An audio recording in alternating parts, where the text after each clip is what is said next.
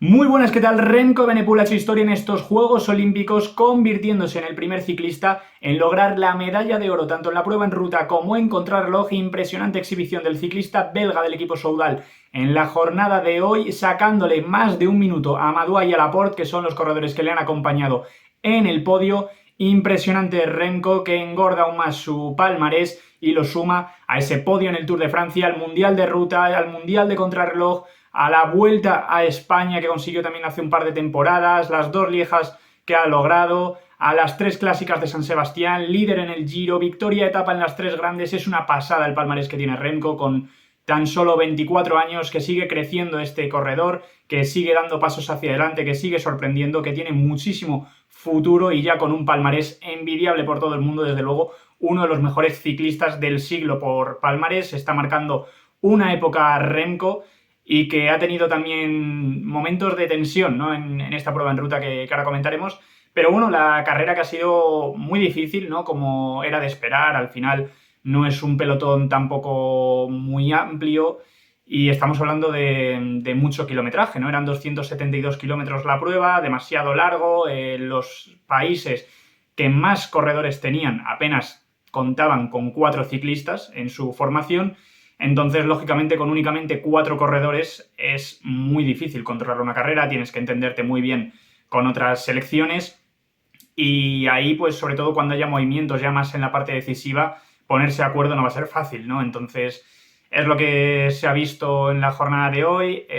Se ha formado al principio una fuga con, bueno, unos cuantos ciclistas también africanos que, bueno, han tenido su momento de protagonismo, de tratar de brillar en unos Juegos Olímpicos, pero al final pues les han terminado neutralizando. Sí que es verdad que han llegado a tener también bastante ventaja, pero bueno, se han puesto a trabajar por detrás Bélgica, ¿no? Con mucha intensidad, también Holanda, Dinamarca, eran de los equipos más interesados, ¿no? En ponerse a tirar de ese pelotón.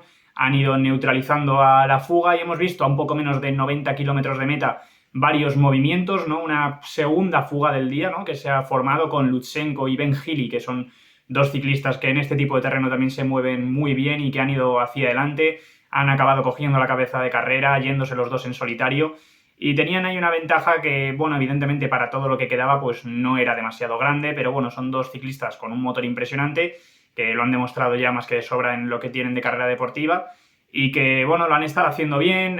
Luego hemos visto ya entrando en ese circuito final, ¿no? Al que se iban a dar 3 vueltas.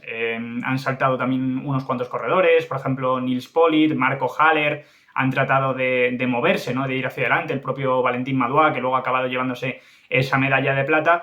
Hemos visto ahí un grupito, ¿no? Que ha tratado de reaccionar, de contactar ya con Gil y con Lutsenko, un Lutsenko que ha terminado cayendo, ¿no? A ese grupo perseguidor, que no ha podido seguir en esos repechos el ritmo de un Ben Gili, que cuando tiene el día vuela, que da igual el terreno que le pongan, que siempre está fortísimo y es impresionante, ¿no? Ver correr a Gili, además un ciclista ofensivo, ya lo hemos visto en este Tour de Francia, también muy combativo, intentando estar siempre en las fugas, dando espectáculo, que no se rinde, y ha hecho lo mismo, ¿no? en esta prueba, pero no le ha sido suficiente, ¿no? Para terminar llevándose una medalla en la carrera de hoy.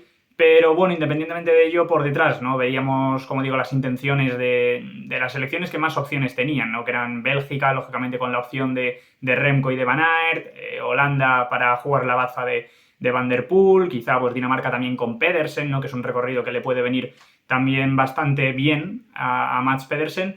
Pero bueno, a partir de ahí hemos visto en ese primer paso por Montmartre, en ese ascenso de 1,1 kilómetros al 5,9%, con una máxima del 7,6%, que era la subida que tenía este recorrido final, este circuito, y ahí Van der Poel, a algo más de 46 kilómetros a meta, ha hecho un ataque bestial, impresionante el ataque de Mathieu Van der Poel. Solo le ha aguantado a rueda Wout van Aert, nadie más ha podido reaccionar a ese cambio de ritmo, se han ido los dos, y parecía que iba a ser un poco una escapada ya entre estos dos corredores, que terminarían neutralizando la fuga, que se irían, que estaban muy por encima de los demás y que se lo podían jugar, ¿no? Entre ellos, independientemente de que les neutralizasen o no, que en cualquier momento arrancarían otra vez y se irían, pero al final no ha sido así. Hemos visto que han tratado de reaccionar ahí al coronar también ese primer paso por Montmartre, ciclistas como Jorgenson, Scullins, se ha movido también Julian Alaphilippe, por ejemplo, han tratado de meterse en ese corte, les han dado caza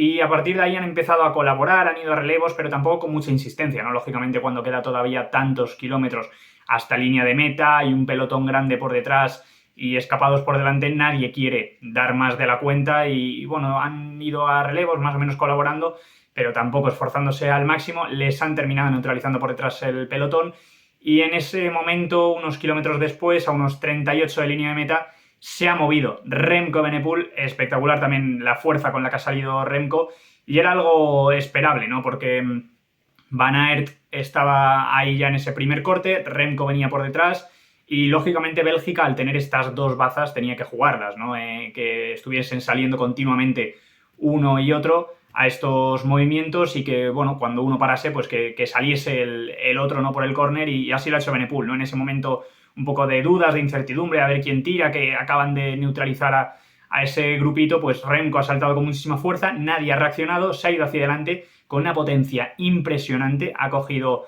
a ese grupo que estaba escapado, que estaba en cabeza de carrera, ha empezado a tirar, a pedir relevos también a Kung y compañía, que se los han dado, ¿no? Hemos visto que al principio parecía que dudaban un poco, pero enseguida han empezado a darle relevos, pero evidentemente eran ciclistas que ya de por sí en este tipo de carrera, en este tipo de recorrido, no están al nivel de Remco. Eran ciclistas de un nivel impresionante, pero no están, ¿no? Evidentemente, a la par de Evenepoel en ese tipo de ascensos, en ese tipo de recorrido, y encima con el trote que llevaban ya en la etapa, ¿no? Con ese esfuerzo de haberse escapado previamente, pues seguir al ciclista belga se hacía aún más complicado. Aún así lo han intentado, pero Remco en cada uno de los repechos, en cada una de las subidas, ponía un ritmo bestial, les iba dejando 1-1 y bueno, el que más le ha aguantado ha sido Madua, que ha estado impresionante, pero ha tenido que ceder, ¿no? También ante el empuje del ciclista del equipo Soudal, que ha sido una pisonadora, que ha destrozado a todos, que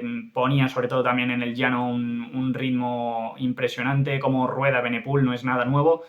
Y bueno, pues Madua a partir de ahí ha sabido defenderse muy bien, también con las dudas, ¿no? Que ha habido por detrás, porque en ese momento en el que Remco se va, en el que el pelotón ya está reducido, que llevan tantos kilómetros ya encima, controlar es muy complicado, ¿no? Y hemos visto que Holanda ha tomado la iniciativa, hemos visto a Van Barle, que se ha puesto a tirar en ese momento del pelotón, con mucha fuerza también, hasta que Van der Poel ha atacado nuevamente, que Van Aert esta vez no ha estado tan a su rueda y le ha costado un poquito más llegar, pero le ha cerrado el hueco, y una vez más ha sido el único que iba a rueda de Van der Poel. Se les veía muy fuertes a estos dos corredores, muy por encima de los demás en estos repechos cada vez que arrancaban, pero es que no ha habido entendimiento, ¿no? Y era una situación perfecta para Bélgica, porque Remco estaba volando por delante, estaba haciendo cada vez más hueco, soltando a todos los rivales que se habían escapado previamente, y Van Aert enganchadísimo a la rueda de Van der Poel, controlándole. Lógicamente no le va a dar ni un solo relevo, y es una situación que pone a Van der Poel contra las cuerdas. Tiene que tirar, si quiere pillar a Evenepoel, tiene que darlo todo,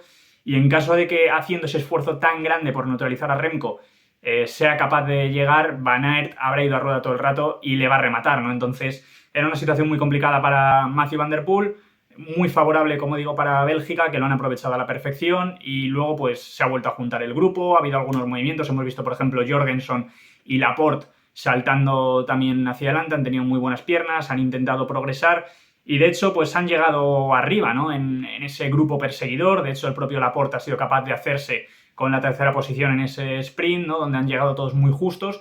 No han cazado a Madua por los pelos, que ha estado impresionante y le ha salido la jugada a la perfección, pero como digo, una exhibición de otro planeta, ¿no? La que ha hecho Remco Evenepoel hoy, que se consagra en estos Juegos Olímpicos con 2 medallas de oro.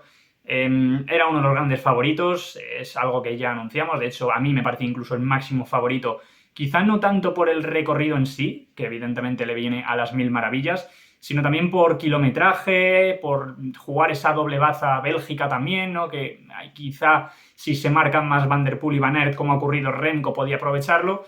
Y bueno, pues así ha sido, ¿no?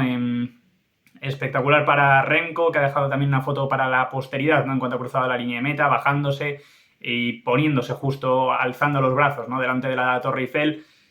Espectacular la carrera que hemos tenido, muy abierta, muy combatida. Era un poco también lo que se esperaba, ¿no? De una carrera de este estilo, que controlar fuese muy difícil, que hubiese muchas bazas estratégicas, muchos ciclistas que pudiesen dar la sorpresa, como yo creo que ha sido el caso de Madua, especialmente con esa segunda posición, y quizá Laporte un poco menos con la tercera plaza, pero también es un poco sorpresa, entre comillas, ¿no?